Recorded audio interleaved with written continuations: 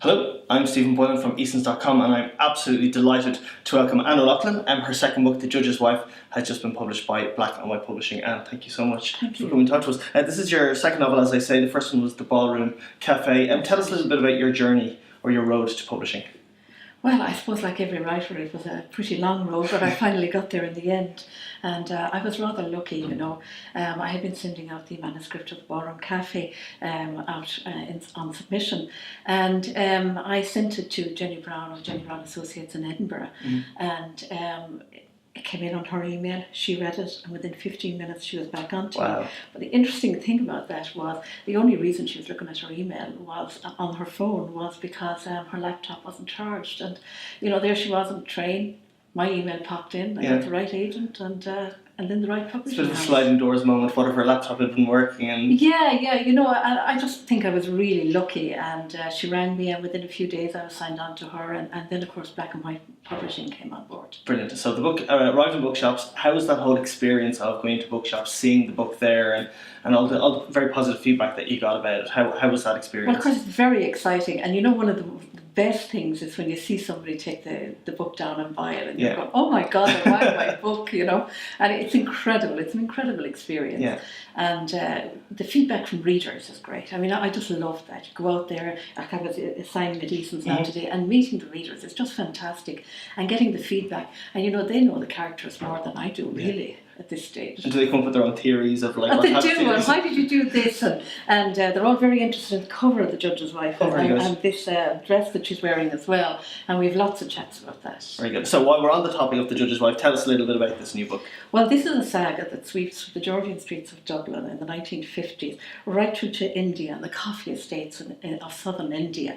And it's about the judge's wife, Grace Moran, a young woman married off to a judge who lived in Parnell Square, Dublin in the 1950s. What happens? She falls in love with Vikram Fernandez, an Indian doctor. She gives birth. Now, I'm not giving away the story saying that, no spoilers, because the story then is all about what happened afterwards.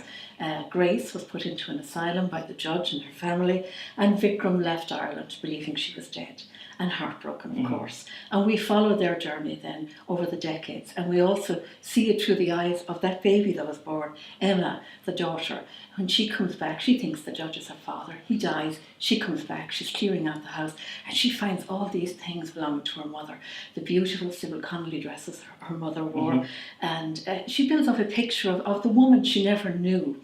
She also unravels the mystery of her mother's life, and it really is a treat in store for people here. It sounds like it's a really interesting era to research. Oh, it was fascinating. I mean, look at this. You know, look at these clothes. Look at this jewellery. It's just amazing. 1950s, Sybil Connolly. She lived in Merrion Square, Dublin. But you know what? Her influence stretched all the way to Washington and even to the White House. And this was a fantastic era. Now, also, there is an issue going through this book. Like in the Ballroom Cafe, there is an important issue here. And in this one, it's about the incarceration of people in asylums. People who did not need psychiatric care, but they were shoved away in asylums. And that, on another level, was very interesting to research. You know, really reading the harrowing stories of people who lost the best years of their lives, you know. But we have the Sybil Connolly dresses, and we have all the glory of the 1950s as well. And then you have India, and you have the coffee estate of India, you have the bustling city of Bangalore, you've just, you know, the splendour of India. Yeah, it's fantastic. When you're sitting down to write a book, a lot of people are always interested in the different people's process. Do you have a very structured day? Do you have a very chaotic day? Do you write a lot in the morning or in the evening? Or how does that work for you? Well, I think every writer is always writing a book in their head. You're always at it. But when you actually sit down to do it, I find early in the morning is best. And I'm a 5 a.m. start person. I work from 5 a.m. to about 7:30, and then the kids get up and the whole day starts. And then later on at night, I might look back and I might edit. But I found I was falling asleep over the laptop. Get up at 5 a.m. and stay awake until 1 and 2 in the morning. Absolutely true, fantastic. And finally, because we love books here at Eason's, any recommendations for anybody watching that if they're going to the beach for their summer holidays, what would you recommend they pick up? Golly, I don't know if it's a beach read, but I love Jennifer Johnson. She's one of my favourite writers, and I think you could read Jennifer Johnson anywhere and enjoy her, you know.